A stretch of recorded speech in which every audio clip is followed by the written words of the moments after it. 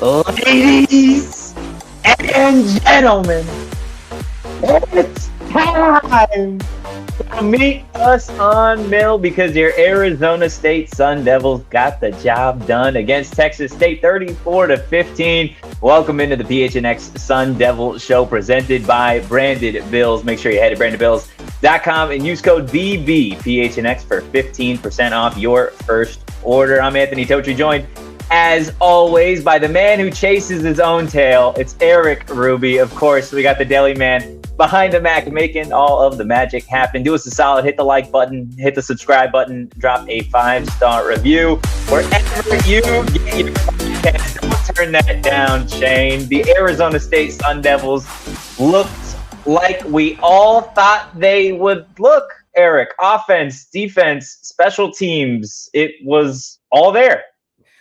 The Arizona State Sun Devils played their first game of the season. They're 1-0 in my books. Listen, wow. This feels like it was supposed to feel, man.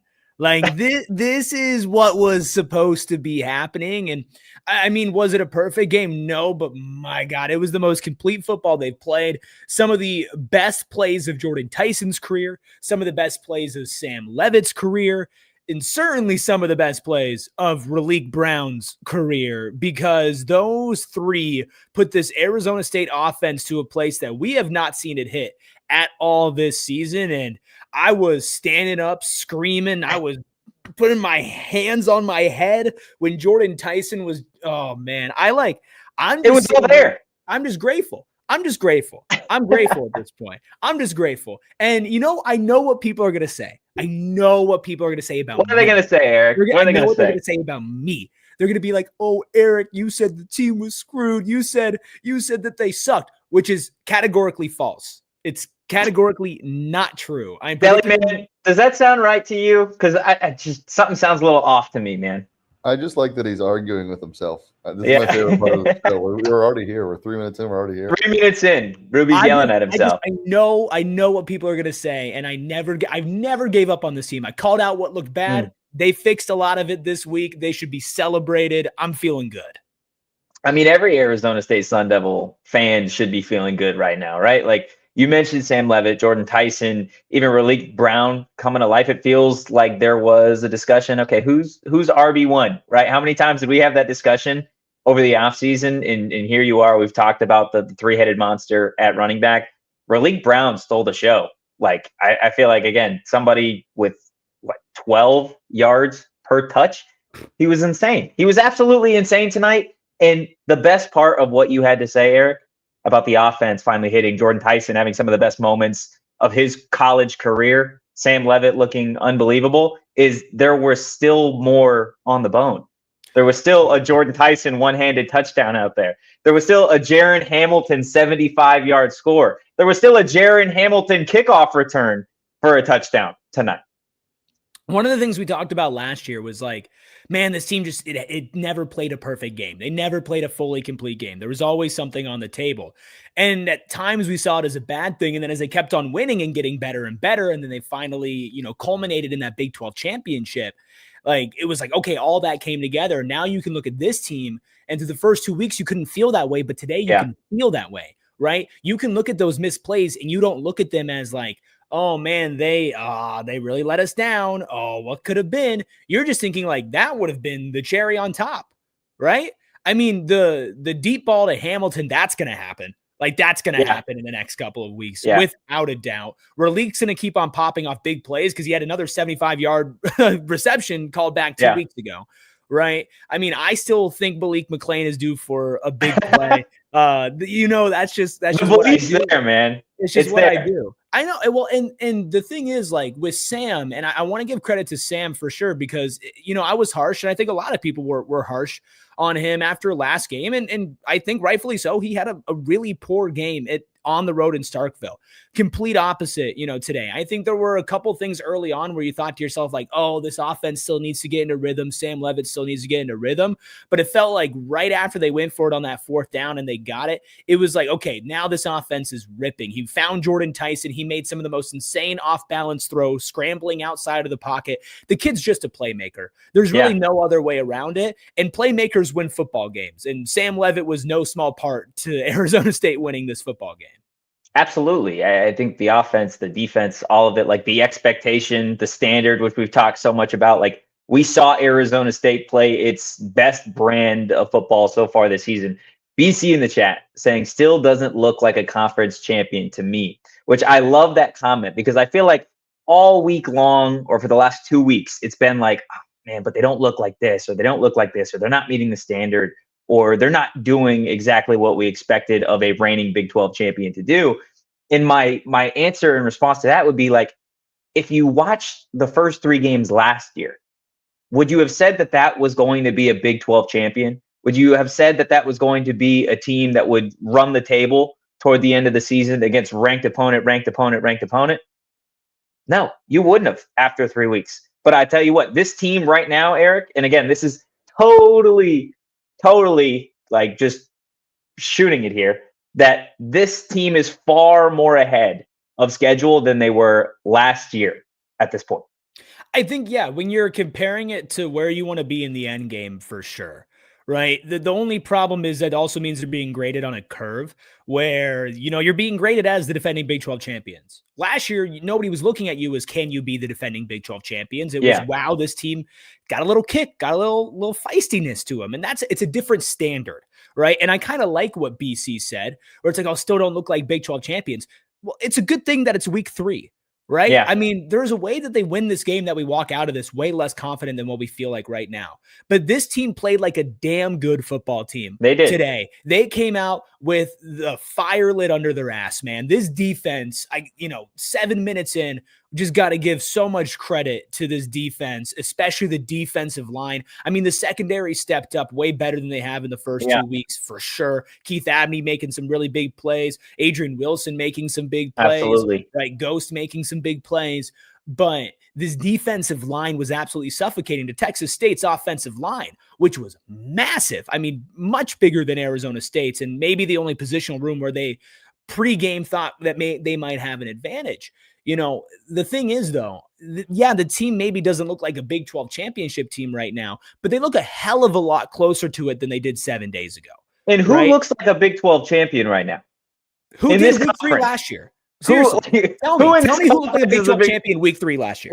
Was it BYU at this point? At this point last year, I don't even know if they had the hype that they had, because it was like, they were 3-0, but it wasn't until they really started racking up wins that they were getting that type of hype. I can't hold on to this stat anymore. Raleek Brown is now has the 4th most yards on the ground in the country tonight. $144 on 12 carries. After tonight, he's number 4 in the country, behind 3 running backs. One of them, get ready for this name. Can anybody tell me NC State's running back's name? Hollywood Smothers. Hollywood Smothers. Wow. Great name. Absolutely phenomenal name. But Raleek Brown, number 4 on that list in the country. Crazy. Yeah. But what happened to Cam Scattaboo's gone? What happened to that? I'm like, this was last week, bro. This was last week in the chat. That's what I was hearing is, but Cam Scattaboo's not here to save us. I love Scat. Scat is awesome. He was a great piece of this offense. They've got guys at this position. They've always had guys at this position. And I'm not crowning Raleek as the heir apparent quite yet, because I still think you have a ridiculous trio of talent in that room, in Kanye, in Kyson still when he gets healthy, and then obviously Raleek. But at the end of the day, this guy is a threat on the ground. He is a threat in the passing game as well. He's a threat on special teams. Like, he is also a do-it-all player at this point for ASU, and I think it's going to be really exciting for this fan base to see. As the team gets better and far more consistent, Raleek Brown is going to elevate his game and continue to be a special player. And like Shane said, number 4 in the country through 3 weeks in rushing yards. I mean, when's the last time he's played consistent football, right? It's been a long time since he's these 3 weeks. Right. These 3 weeks. And look at what he's able to do. Plus, think about some of the plays that have gotten called back, right? I mean, it might not have been on the ground, but that's still a massive chunk of yardage, right? Yeah. Raleek Brown, as of right now, is running back 1. As of right now, is running back 1. Does that mean that Kyson Brown and Kanye Udoh can't be running back 1 on any given week going forward? No. Kanye went for 100 last week. Right. But and that's the thing where it's like, the people who are saying, oh, well, you missed Cam Scanabu. Like that's always what this team was going to be judged on from a national perspective if they were struggling, right? Because when you look at the national perspective of ASU from last year, it was Cam Scanabu. Like there wasn't a ton of love going to all these other places where people truly succeeded as well. Like we've mentioned so many times, it was all going to Scat, and like rightfully so, but that's where it was going. If they were going to fail this year, that's what people would point to rather than diving into the minutia. But when it comes to right now and the type of talent that's on this team, they have 3 extraordinarily talented running backs. Raleek might be at the top of the list on just pure talent, right? Yeah. He might not be the biggest, but he's sure as hell the fastest. He's still a dude who can like move guys and doesn't get brought down easily.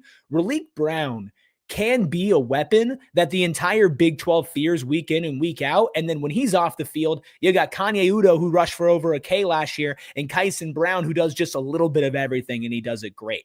I mean, that's so potent to put next to Jordyn Tyson and Sam Leavitt.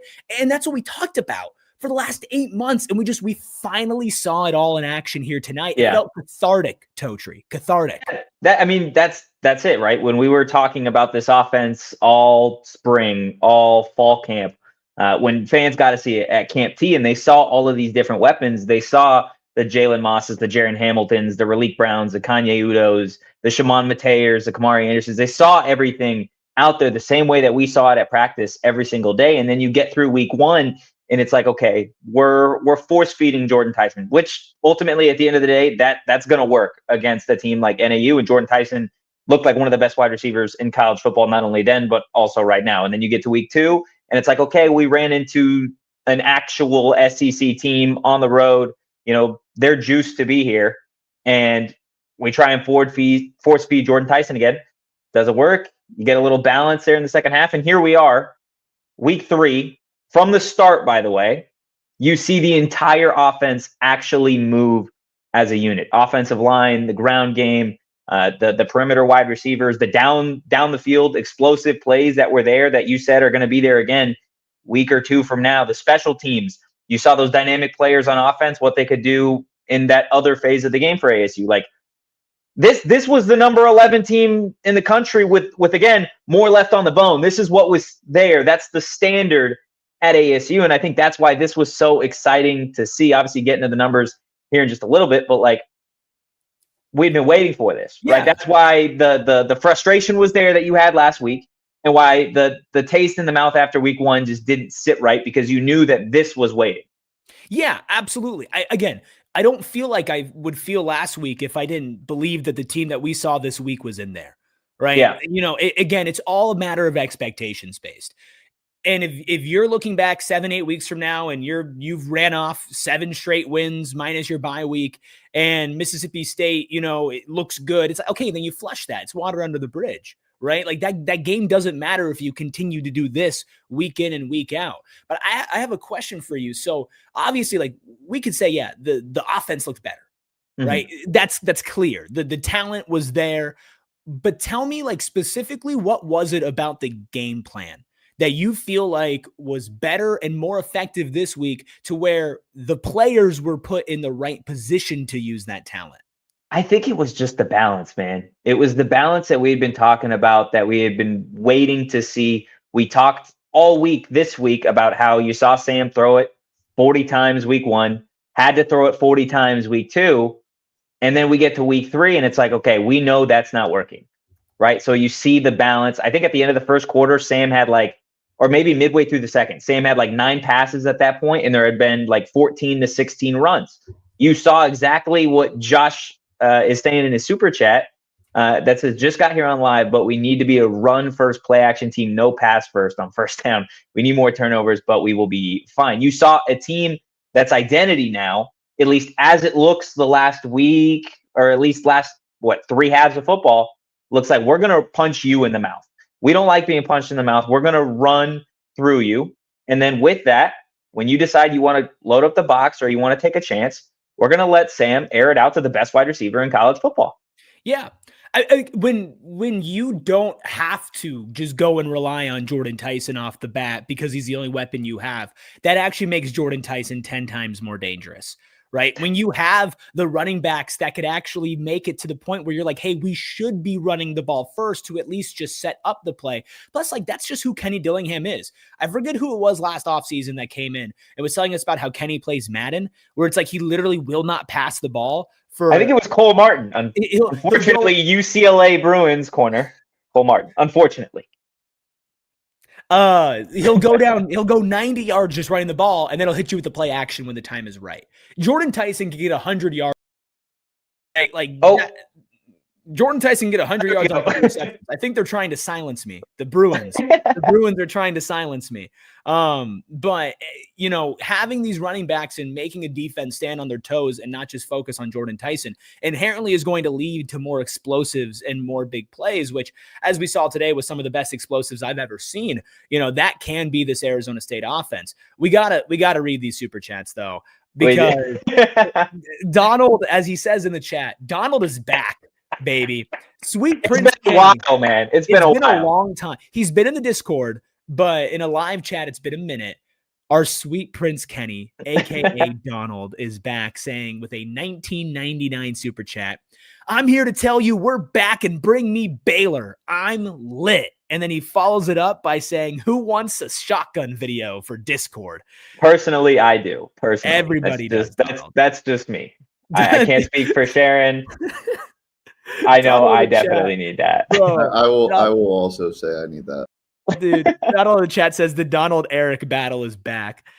Oh my God. I said when Texas State scored their first touchdown, bro. When Texas State scored their first touchdown, I was like, it's not the biggest deal in the world because they actually have a really good offense. And then he goes, "Don't start with this." I'm like, shut up.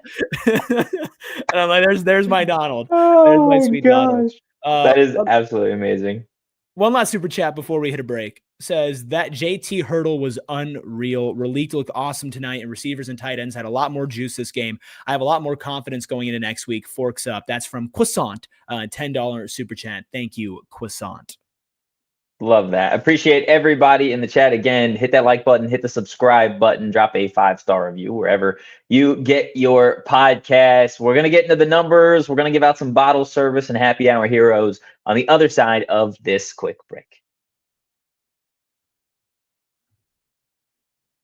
Whether you want to celebrate a night out on the town or just go hang out with your friends, Gila River Resorts and Casinos is the best place to do it because absolutely nobody does it better. But you're wondering, what is it? Well, it can be a staycation where you go to the pool at Wild Horse Pass, Lone Butte, Vequiva, or Santan Mountain. It can also be just a night out on the town, hit the slots, hit the state-of-the-art gaming floor. It could be just a nice little date, go to an upscale restaurant or go to some more approachable dining if you just want to kick back and have some fun with an unprecedented level of entertainment and excitement you won't find anywhere else in the desert. Gila has set a high bar, so head on over and you do you. At Gila River Resorts and Casinos, visit playathila.com for more details and keep an eye out for all of PHNX's events over at Wild Horse Pass. Look, one thing that never changes about this show or Erik Ruby, whether we're doing a show from home or we're doing a show from the studio or you see Erik Ruby out at the grocery store, it's him wearing his branded Bills hats. And I mean, Erik, why wouldn't you? They are comfortable, they're breathable, they're affordable. And that honestly is one of 20 designs that they have just for Arizona State? I literally, Megan can attest to this. We had to get a storage apparatus for all my hats in the closet because I have so many Brandon Bills hats. And this is a new one. This is sexy. This is not like in studio when he took it. He took it immediately. Shane wasn't going to get it. Ruby had to have the hat. I mean, I don't blame you. Wait, hold on. You took 2 before I got 1? You weren't here. Goodbye.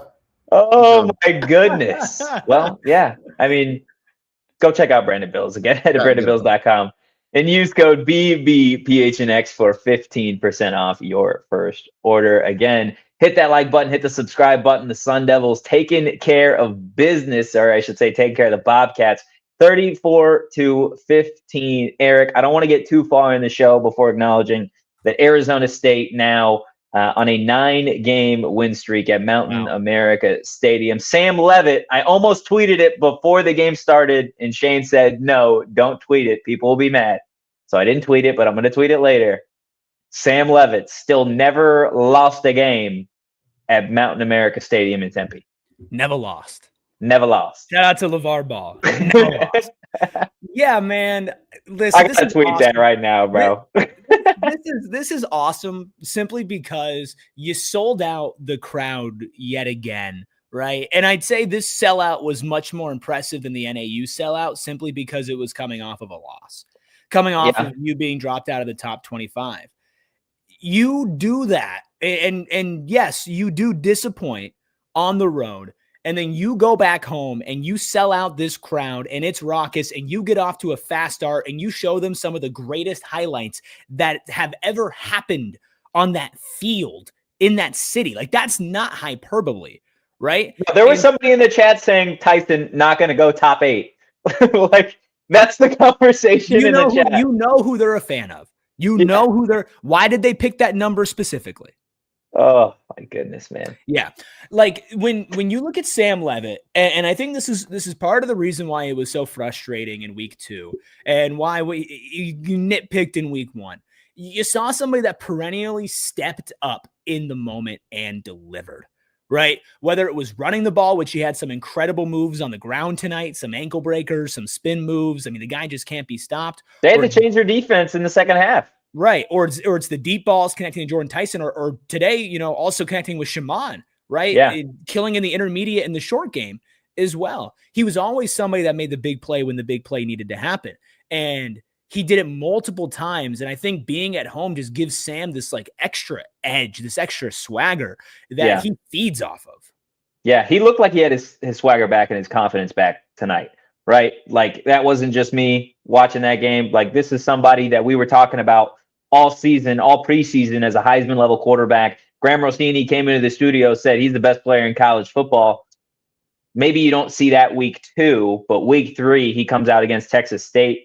And I know Jordyn Tyson is going to get a lot of the love. I know Raleek Brown is going to get the love, the defense as well. Sam Leavitt was doing some pretty ridiculous things out at quarterback tonight for Arizona State. 3 total touchdowns, 4 on 1 on the ground, 2 through the air. Like, the plays that Tyson makes don't get there without Sam Leavitt. He showed tonight again. I think maybe there's going to still be conversation about where he is in the overall Big 12 ranking of quarterbacks, but he proved to be one of the most talented, gifted quarterbacks in college football when he is on his stuff. Yeah, he lost some goodwill in week 2. And the stat line tonight, I think you look at it and whoever doesn't watch the game, who's just scoreboard watching, is going to be like, an okay game from Sam Leavitt. 15-25, 188 yards, 2 touchdowns, 12 for 59 on the ground and a touchdown. It's good, but you don't look at that and think about the type of impact that he actually did have in this game. Right. It's not necessarily always about the stats for Sam Leavitt. I mean, obviously it is if you want to talk awards at the end of the season, but it's also impact. And when it came to impact, Totri, I don't know if there was another Big 12 quarterback this week, and I might have to dive a little deeper, but I don't know if there was another Big 12 quarterback this week that had the impact that Sam Leavitt had today. Yeah, absolutely not. I think you saw at times, again, on social, you saw it from reactions in the crowd, Sam Leavitt was making Heisman level plays, the things that he was doing. And again, if you haven't checked social since Sam put the entire Texas State defense in the spin cycle, I would highly, highly recommend you check that out. But like, one thing I do want to get to, and it's not just the individuals, I think, in this offense that are going to get so much of the love, right? The Sam Leavitts, the Jordyn Tysons, the Raleek Browns. And we're going to continue to talk about them, but I do want to get to the overarching reasons why I think Arizona State really, really was able to get this done on tonight's edition of House Specials. Erik, I think first and foremost, and we already touched on it a little bit, like the pure balance of this offense tonight was was part of the reason why they won this football game. Yeah. This is a team that them being that good only comes when everybody steps up. Yeah. Right. And the balance of everything, finding Shaman. I mean, Shaman is such an integral part to this offense because you look at the talent level at wide receiver, you look at the talent level at running back, and all eyes are going to be on them, and rightfully so, the same way that it was last year.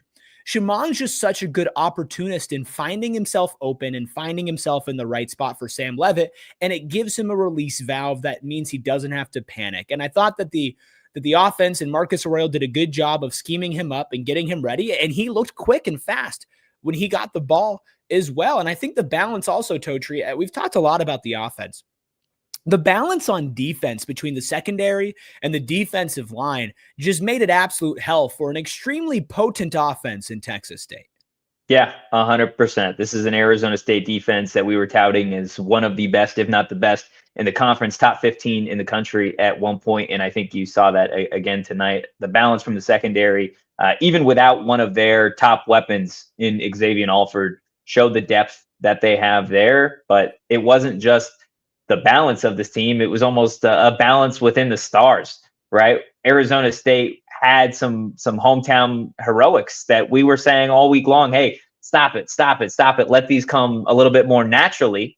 And then you have Jordyn Tyson and Sam Leavitt combine on maybe the best touchdown in college football so far in 2025. You have Jordyn Tyson making crazy plays. You have Raleek Brown, home run ball, 75 yards. And then you have turnovers and takeaways from this Arizona State defense that are just their next level. Can we watch the video again? can we watch that video, please? Because great video. So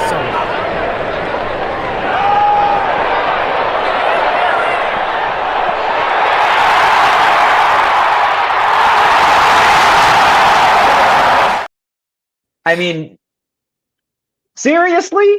The only thing better than what that catch was the videography by the deli man. It was great. It was great work by the deli man. Better.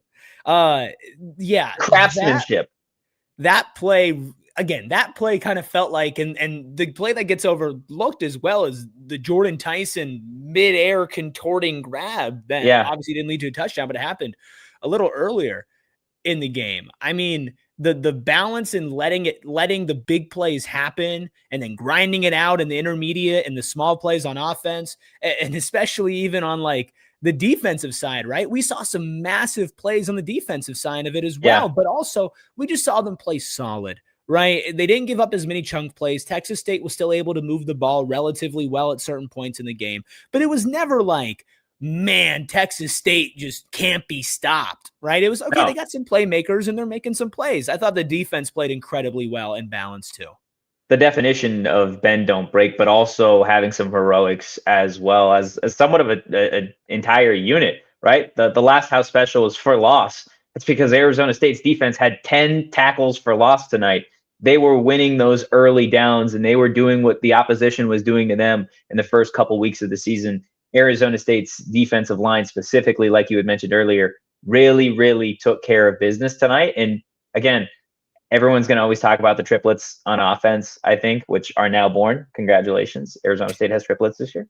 But the defense really did step up in a big way, again, without one of their stars in Xavier Alford. Yeah, but they got Jordan Crook, man. Jordan Crook. He's a bad man, dude. He's a bad man. 12 total tackles, 7 solos, 1 sack, and 3.5 for a loss. Yeah. People were saying I was crazy when I was saying Jordan Crook and Keyshawn Elliott were your starting linebackers in fall camp or spring ball, and they were looking at me like, what are you talking about? I'm like, first off, they're just running with the ones. There's no rotation here. Like Jordan Crook is every bit that guy, every bit of what you would expect from a former SEC linebacker transfer from Arkansas. Yeah. He was incredible, man. This defense, I mean, Ghost as well, 10 total tackles, 4 solo. Keyshawn Elliott, I thought, was all over the field tonight with 7 total tackles, all of those solo, 1 sack, 1 tackle for a loss, and a pass breakup, which was just awesome for him. I mean, Adrian Wilson had that scare at the beginning of the game, but also but he also just, bounced back and played incredibly well. He's in contention for hardest hitter on the team. Yeah. I mean, that's what they have in all of these. Think about some of these DBs that aren't getting a ton of run right now, right? That we have seen at least one or two times be like, oh, man, that was a play, right? Boogie Wilson doesn't start tonight if Xavier Alford's out there. Rodney Bimage Jr. is, I think, contending for one of the best corners on this team, right? Yeah. And I know he's not playing a lot right now, but I think the Deli Man sees it too. Honestly, like Rodney Bimage Jr., when Keith Abney and Javen Robinson go on to the next level, Rodney Bimage Jr. is likely going to be your CB1. And I feel like you don't see it a ton because he's only out there at certain points. He's a talented DB. Montana Warren, Kendrick Breedlove rotating in. Like all of these guys pack a punch on this defense. That's almost why it was like, why aren't the takeaways happening? Right? Like these guys are some of the hardest hitters in the conference. I think it's so funny because some people might listen to us and be like, especially in the offseason, be like, oh, these guys are just shills, right? They're just shills. They cover the Sun Devils. When I look you dead in the eye and I say this could be a top 10 defense in the country, I wholeheartedly meant it. And part of the reason is the depth. You don't have that type of stuff if it's not for the depth that this team boasts and the hard-hitting talent. Like they were making strong plays, whether it's, Kingaika, Martell Hughes made some plays. CJ Fight was still a presence out there as well. Like you had Kendrick. Sorry, go ahead. Clayton Smith. You had Kendrick Breedlove have 2 pass breakups, today. You really had just everybody do a little bit of everything. And that is what you need from a staunch defense. And I thought Brian Ward called a good game as well against a Texas State offense that would have taken advantage to maybe how this defense was playing more so in the last couple of weeks. Just all around, it's feel good, but you got to feel almost even better because Sweet Prince Kenny sent another super chat. Donald $4.99 says, got beer, getting ready to take video drop in Discord and head to bed. LOL, almost 3 a.m. Wow. I mean, this is what being a diehard gets you, man. Like this is what you pay the fee for, right? You get a t-shirt. You want a live reaction? Other exclusive. Is it in there right now? Yeah, it's in there right now. I'm gonna turn the sound down. I want a live reaction to that before we hit a break here. All right. He's grabbing the beer. Okay. I have the sound turned down, so I don't know what Donald's gonna say, so I don't want to have it on a live stream, but he kind of looks like Cam Scattaboo, low key. Wow. In his video. Is it just Cam Scattaboo? Is Donald just Cam Scattaboo? Shotgun started. Wait, no. Shotgun started. No, started. Wow. Okay. End. Okay. Wow. Okay. It was he tanked it you a couple times, man. Yeah, he did. I think he had some trouble getting it open. He pump faked me a couple times. Thank you. Oh my goodness. Also a 199 super chat. You get here, man. Also a 199 super chat from Josh says we still need to find a wide receiver too for this year. Just wait till Jalen Moss is back, man. Just wait. I promise you, it's gonna be worth it. I know, but imagine what you could do with a true wide receiver to produce like production out there, right? Yeah. Continuing to spread out this offense. Look, it's fun. There's still a ton more to get to. Bottle service, of course, closing time at the end. Maybe even getting a lyric of the game from the Deli Man. That would be one hell of a throwback that I just sprung on him at this moment. Maybe. We'll see. I'm currently eating Kung Pao chicken, so. Well, maybe it'll fuel you. Look, we'll get to all that. Oh, God. On the other side of this break. No, thanks. Hey, I got a lyric of the game, and Mountain America Credit Union has you covered for your financial game because they've been open since the 1930s, and they are proud sponsors of Arizona State University. They donate $250 to support university athletics for every field goal made, so they donated some money tonight. They're providing $20,000 in scholarships to local student athletes each year, and they sponsor a shoe donation program to award brand new shoes to community members in need. All that plus what they want to give to you things like the My Style checking account, which you can make your lifestyle with all sorts of different benefits, from telehealth access to loan rate discounts to offers on travel and events, just for having a checking account, which we all have and we all know that we need. They are dedicated to guiding members and communities forward. Look more or learn more at macu.com/ASU, insured by NCUA. Terms, conditions, and exclusions apply. Loans are on approved credit. Look, Arizona State extended its 8-game win streak to a 9-game win streak at Mountain America Stadium. It was back-to-back sellouts at Mountain America Stadium. So hopefully you got your tickets at game time, or the next time that the Sun Devils are playing at home, you go check out a team that doesn't lose at home. Part of the reason that I know Rubus and I love game time is because, let's be honest, we're procrastinators. We're going to wait till the last minute every single time to get our tickets. But of course, game time is there to help us out. The deals feel like they get better the closer you actually get to kickoff, to tip off, to the start of a show. Unlike anything else when it comes to ticketing. Game time. Take the guesswork out of buying college football tickets with Game Time. Download the Game Time app, create an account, and use code PHNX for $20 off your first purchase. Terms apply. Again, create an account and redeem code PHNX for $20 off. Tap, ticket, go. Download the Game Time app today. Hit the like button. Hit the subscribe button. What's that last thing, Rubus? Become a member. 5 Become stars a member. on audio. Yeah, I mean, there's all of the things. Really. There's a lot of things, honestly. Becoming a diehard so that you can watch Donald shotgun a beer. Yeah, I can't wait. That's gonna be like my post game. Like I get to be done, and then I'm gonna go watch Donald go ahead and throw one back. Yeah, I mean it's just good to have Donald back. No, Donald, that's not a basket behind me. It's just a chair. Just a chair, man. Do we want to hear my lyric of the game? I do, but I also want to know if Shane is going to have a lyric of the game. That way we can have rivaling lyrics of the game. Well, it almost feels offensive to do that. So, like, if it's like if you let him do it, then I'm not gonna do it. Oh, then you can do it. Go ahead, Deli man. I'm kidding. Oh yeah, we're gonna need Shane to do it. No, it's fine. I don't want to step on Shane. I don't want to do one. You do one today. I mean, it's really bad. Like, it's not good. Well, you got it. I'm here for it. It's Guess Who's Back. Back again. Shady. You got to sing it, man. You got to sing it. I just did. That's about as much rhythm as I have. Sounds exactly like Eminem, man. Well done. Yeah.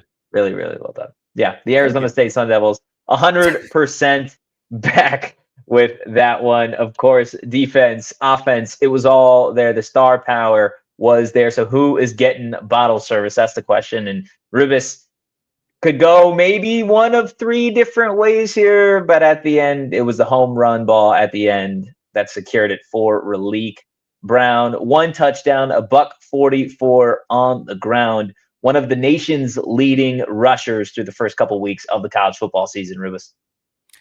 Man, this guy's awesome. This guy rocks. There's really no other way to put it. He's just electric. That's the definition of it. His change of pace, his jukes, his straight line speed, his vision. He's able to find a gap and just completely attack and get everybody left behind him. He was a 5-star for a reason. And he is playing like he can on any given play be the best player on the field.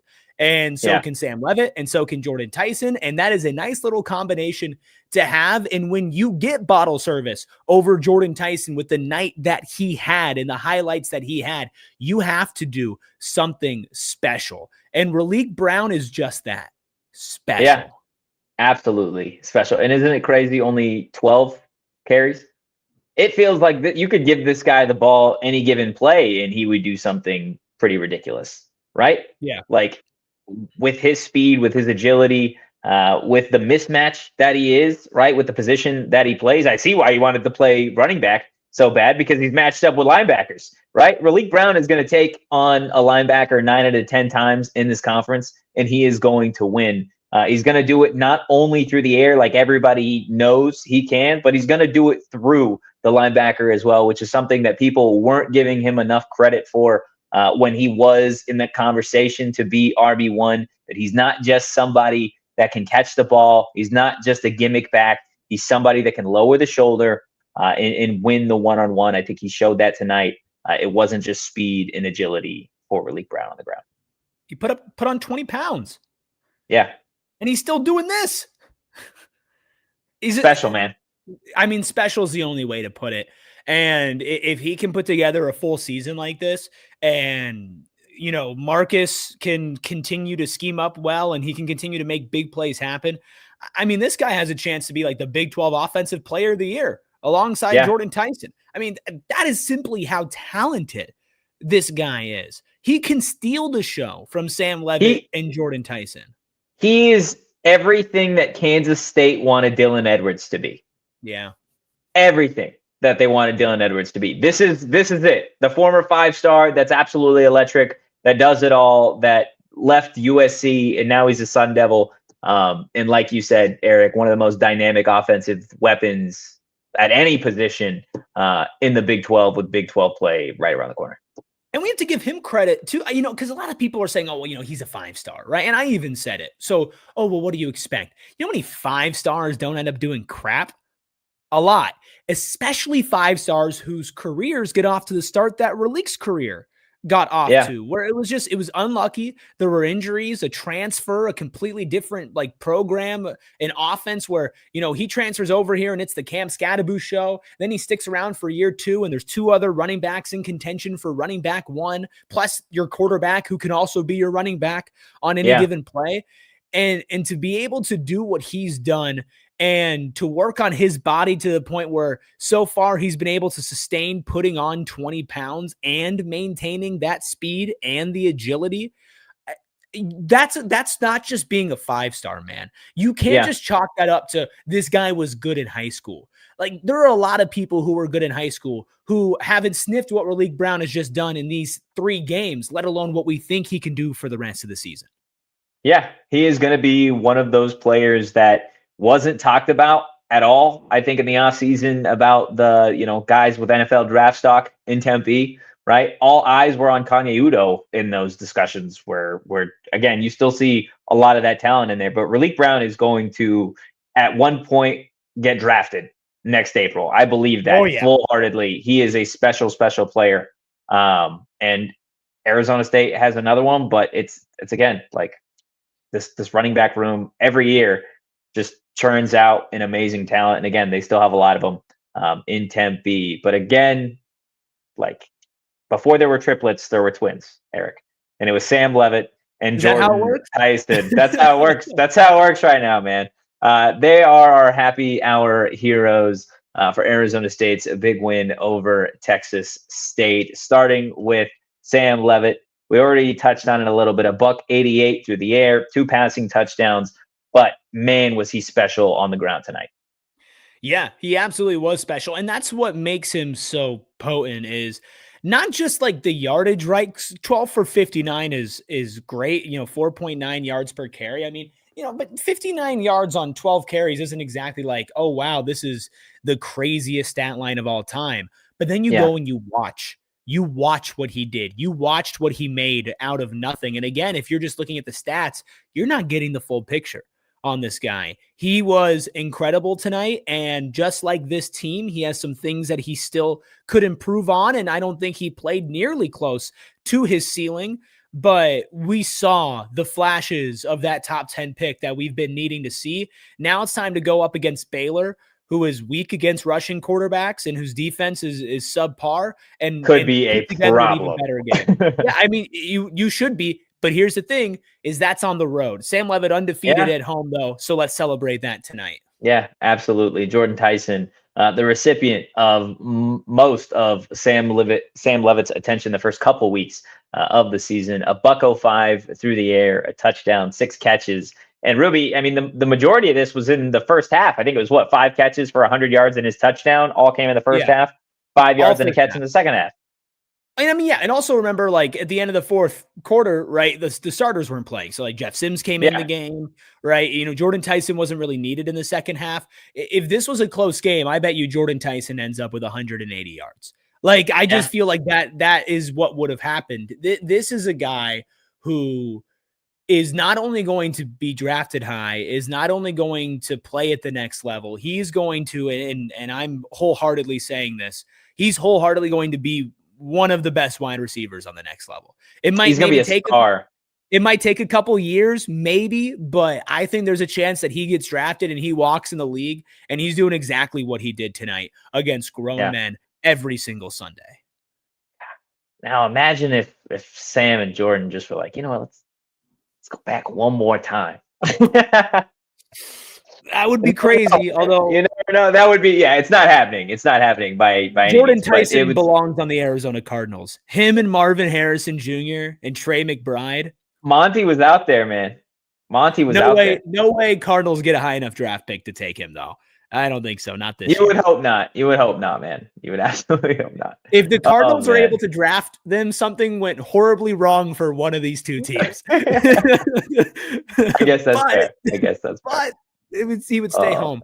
But Jordyn Tyson, Sam Leavitt, and I tweeted this. I think that they're the best duo in the Big 12 still. Yeah. And they still have room to get better. Yeah. I think, again, you saw it in bits and pieces tonight. The talent that we were talking about. I think they mentioned it on the broadcast. Like the Biletnikoff Award watch list has officially entered the chat, right? Like, Jordyn Tyson is one of those guys. And I think it's ironic on a day where Ryan Williams had a really big game for Alabama as well. Like you are seeing all of these wide receivers really, really coming out the first couple weeks of the season. It's going to be really fun to see a Jeremiah Smith, a Jordyn Tyson, a Ryan Williams at the end of the year, what they're doing to solidify themselves as the best wide receiver in college football, because I think it's a 3-person race, man. And those three are doing some pretty ridiculous things, and they have been through the first 3 games of the year. Ben in the chat says, don't know if you guys saw, but Jordyn Tyson's touchdown was number 2 on the SportsCenter top 10. What was 1, man? I know. I asked in the chat what was number 1, but let us know, and hopefully we'll be able to let you know, but not before we take our final break. That piece of chicken in my mouth.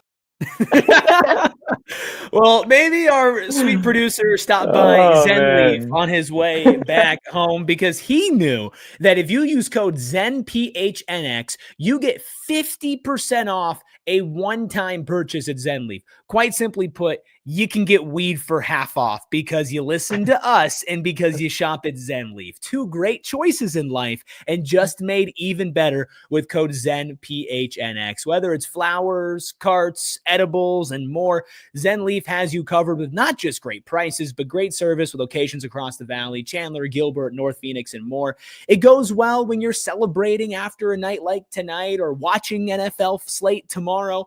It also helps you get through the losses, and it gets you through at a lot cheaper because you can use promo code ZenPHNX for 50% off a one-time purchase. It's a limited time only, though. ZenLeaf, great weed, great service every time.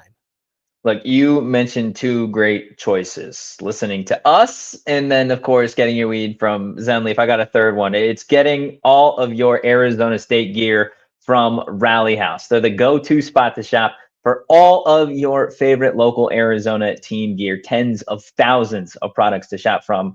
Rubus can attest to this. I was on the website the other day, literally just typed in Arizona State, hundreds of pages, upwards of like 120 pages, I believe, of Arizona State merch that you guys can check out. But it doesn't stop there. They got stuff for the Cardinals, the Diamondbacks, the Suns, all of your Valley sports teams. You can get all your gear in one spot, a bunch of different locations, Tempe, Mesa, Glendale. Go check them out. Find your local Rally House location and shop their entire product assortment online at rallyhouse.com today. I have a gripe. It kind of goes hand in hand. Oh, no. Rally House is. I was in a local establishment the other day. Do you want to know what the teams that they had merch of? Oh God. Where was this bar? It wasn't a bar. It was a place restaurant? it was a place that you could buy things. Like they had these things for sale. I will not going to name the establishment, no free ads. But they're like Dodgers, Lakers, Yankees, Bulls, and Alabama Crimson Tide. Wow. You don't get That's that at Rally House. crazy. It's just local That's here? stuff. That's here? That's Here. disrespectful. That's Bro, honestly disrespectful, man. It actually makes me so mad. Like I walk into Yeah. stores, like, and I see that stuff, and it's just like it makes me so sick to my so stomach, mad. man. Get that out of the shops right now. It's Arizona State only in this town. Okay. I know Arizona beat the Wildcats. They had their own little fight in Tucson the other day. Battle of Mid the other night. So they hope everybody enjoyed that. They both. Kansas State sucks. Kansas State is really bad. Sucks. Kansas State's really bad. They're really bad. They're really bad. They're so bad. I know. There's the whole argument. Like conference play doesn't really start right because this Arizona game didn't count as a conference game for them, right? But the Iowa State one did, right? So like technically they could run the table, maybe lose 2 more games. Like Kansas State season's over. Avery Johnson's better at cornhole than he is. Honestly, just throwing this one out there too. So is Notre Dame's. Now 0-2 to start the year after a 4th and goal loss to Texas A&M, and they can't auto get a bye because they're an independent. So they are really screwed. Their season's really over. Yeah, man, bummer for them. Can't relate. No, not at all. Not at all. Season feels like it just began, Erik. Like this is like seriously. And that's why today was so important, right? Because we really learned who this football team was. And we knew that this team needed to blow out Texas State. We knew that they were better than Texas State. That does not mean that Texas State is a bad football program. It does not mean that GJ Kenny is not one of my favorite coaches in all of college football, right? I mean, the guy's good. They have very talented players. Brad Jackson's had a great start to the season. Bo Sparks has had a great start to the season. Perry, their running back, had a great start to the season. Yeah. You know, they are a good football team, but Arizona State is a great football team and should be held to those standards. And we finally saw that team show up today. It was a cathartic experience, like I mentioned. And I feel like there are even some names that like we haven't fully been able to mention and dive into completely tonight that I want to make sure that we give the love that we need to them. And I think a lot of those guys happen to be on the defense. Is there any X factor on defense that you feel like made a big splash, a big play, or a big impact that we haven't given enough love to today? I think there are 2 names for me that really, really stand out for this Arizona State defense tonight. And I want to give some love to your starting CB1 in Keith Abney, because I know like he didn't have an exuberant amount of like stats, but like every single play for him was impactful, right? 6 solo tackles, not total. All of his tackles were him on an island, 2 pass breakups. And then, of course, he had a forced fumble as well. All eyes are, of course, going to be on the guy usually who picks it up. But for me tonight, Keith Abney was the defensive presence, the defensive leader that you needed in the secondary. And I think the entire group really responded after what we saw was maybe a little bit of a questionable game against Mississippi State.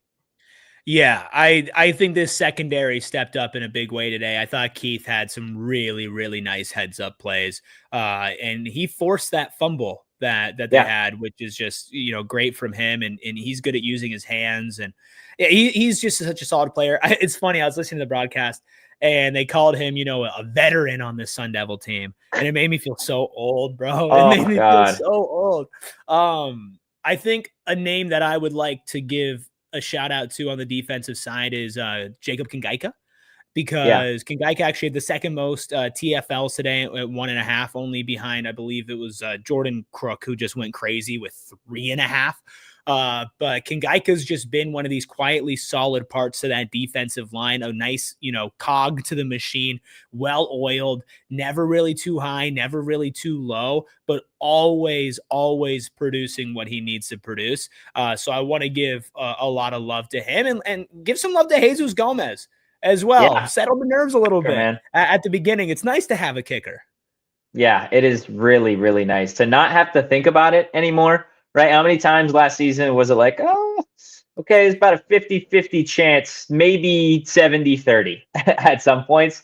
And Jesus Gomez, man, has been automatic so far this season for Arizona State. I want to say just one miss that was from what, like 57 It was like yards 50, at it one was like point. 57. Yeah, it was against Everything else has NAU been in week money. 1. Yeah, Everything else has he's been been good. absolute money. You haven't had to worry about it. Also, a big part of what you saw, I think, in the first half that really hindered Texas State's like offensive getup was the fact that they are a team, like they said on the broadcast, is one of the best teams in the nation when it comes to like special teams returning the football on kickoff. And the Arizona State kicking game was just absolutely booting them through the end zone. So you had touchbacks. So you weren't necessarily getting those explosive plays on special teams that Texas State so often uses to create those explosive drives. You did see it, I think, I want to say at the end of or maybe the beginning of the third quarter after Arizona State's drive. They got the opportunity to return one, and they kicked off a really solid drive off of it. So, but this Arizona State special teams unit as a whole, again, continues to be one of the most improved units, I think, in this conference. People were trying to come at Charlie Ragle, man. I didn't get it. But people have been trying to come for Charlie Ragle like literally since the first season that he has been at ASU. I mean, we've had people call for the coaches' jobs through this season so far, right? Somebody said Sam Leavitt had to be the backup quarterback, right? It's like, yeah, like what are we? Take a breath. Let's just take a breath, right? Shane, tell me you and I hadn't been saying that, man. Because I feel like you and I have been saying, and I know Rubis, like we started this show with Rubis prefacing at the start of the show that it wasn't all, like the sky is falling. It wasn't all hall monitor-esque, right? Like he was last week. And I feel like, Shane, you and I have been saying, hey, it's going to be okay. I mean, I've been so scared and worried, and I've just been horrified. I showed up to the stadium and I he was crying. He was crying. I had to change my shorts because I peed in them because I was so nervous. It's so funny because, like, I mean, listen, this entire week we've been telling you that this team was going to be fine. There's not been a show this week where we said that we don't believe in this team, we don't believe in the coaches or the players, or that they're not going to bounce back. Yeah, that was last week. Saturday night was a reaction to a game, right? Which and I think was warranted. I think a lot of it was warranted. But even in that game, I was like, yeah, but the season's not over, right? But if they played like that again, then you had to reevaluate stuff. Guess what? That didn't happen, and we didn't think it was going to happen, and it didn't. Look, I love win post games. Don't get me wrong, I absolutely do. That Mississippi State post-game show is going to probably be my favorite post-game show. Here we go again, for a while. Just for a while, loving things when ASU loses. Oh, classic. I don't know. It's just the games, man. The shows that follow the games that are L's. The emotions. There's something about them that's just so special. Dude, it's crazy. But don't get me wrong. I love to win. That show did more numbers than our Big 12 championship game. Which is just. I'll be honest. The Big 12 championship show was by far the best show it was the most fun I've had. I mean, dude, like an all-time moment in a different office, in different studios. We were just. It was great, man. Okay, it was something special, man. back to this game. As if you're watching on TV, just want to remind you that the party does always continue over at gophnx.com. It is time for overtime. I believe we have another super chat from Sharon. Says, I'm just a girl asking Shane for his lyrics. Trident emoji. Well, I don't. We're in overtime. I don't half-ass things, so I have one, but I'm not going to do it. Instead, I propose a new segment. Okay. I have a fortune cookie here from a nondescript Chinese place. Oh no! And I think after every post-game show, we need to open up a fortune cookie. Are you going to be acquiring said fortune cookies? What's that? Are you going to be acquiring the fortune cookies? Yeah, I can do it. Okay. So chat, my ask to you guys is to try to come up with a name for what this segment could be. All right, I'm going to open this up. Electric. I mean, I'm on the edge of my seat. Yeah. This is the best thing since the touchdown. Here's some ASMR. Wow. I mean, that was financial resources will soon become available to you. Available? Yeah. Mo Odom's getting some help, boys. And yeah. BJ Freeman just hit a parlay. Let's go. It was an Arizona State win. BJ Freeman. Yeah, I'm not going to get into that. I'm not going to get into Freeman that. parlayed Arizona State money line, Arizona State to cover, and Jordyn Tyson to score a touchdown. Oh God, brutal stuff, man. Absolutely brutal stuff. Look, Jimenez or X Jimenez in the chat talking about early analysis. Do you guys think our defense matches well against that Baylor offense? I think it matches up fairly well, in all honesty, especially like you needed to see this game from the secondary to prove that they could handle what Sawyer Robertson is going to throw at them next week. Again, somebody that is their identity, right? The identity is their quarterback is going to throw the ball 40, sometimes 50 times a game, and they are going to air it out, usually a guy that hovers between 300, 400 passing yards through the air. So Baylor is going to air it out. I think a couple big questions going into this week is, what does Xavier Alford's health look like? Will Xavier Alford, 100-yard landlord, be back in the secondary? If he is, what does that look like now at the rotation for safety? Is it just Xavier Alford back there again? Or are we going to see maybe a little bit more of Adrian Wilson in the secondary as well? But overall, I think this defense matches up well as long as you get all of your guys healthy on the back end, and then that defensive line continues to rush the passer the way they did tonight. 5 sacks tonight for Arizona State's defense. Yeah, you're going to need to make Sawyer Robertson uncomfortable. 859 yards through 3 games, 61 of 98 with 7 touchdowns through the air for Sawyer. But he's not a multi-dimensional quarterback like Sam Leavitt. He's not going to beat you on the ground. Right. No. And so that's one of the things where you're like, okay, like, what he's going to do, but he's just that damn good that he can carve you up as well. The secondary, yes, they need to play closer to what they played like today, but honestly, they need to play better because Baylor is just better than Texas State. Right. Like, I just blanked on their quarterback's name for some reason. I was going to call him Bo Sparks. That's their wide receiver. Brad Jackson. like Brad Jackson. Bo Sparks is objectively a great quarterback name. Great name. Just a great quarterback name. Yeah, just great football name. Bo Sparks is like the arch nemesis of Troy Bolton in High School Musical. Yeah, he is. He's the rival team's football. He's the quarterback of the football team. Or he's like Lightning McQueen's rival in the Piston Cup. Yeah, Bo Sparks. It's Bo Sparks. In Cars 5. Cars 5.5. Like that, yeah. Lion King. That was weird. But with Baylor, obviously the talent level is so much better. They obviously had a huge win, last week against SMU. They beat Samford this week. That's a layup game. But Baylor is looking to be crowned, the best team in the Big 12. They want to be put in that conversation, right? Their only loss this year is to an Auburn team. That is decent. So yeah. Sawyer wants to be considered a better quarterback than Sam Leavitt. And so far this season, as a pure quarterback, he has had a better season. So this defense needs to not only lock down on that secondary and play just as good, if not better than before, but you got to make him uncomfortable because he cannot escape.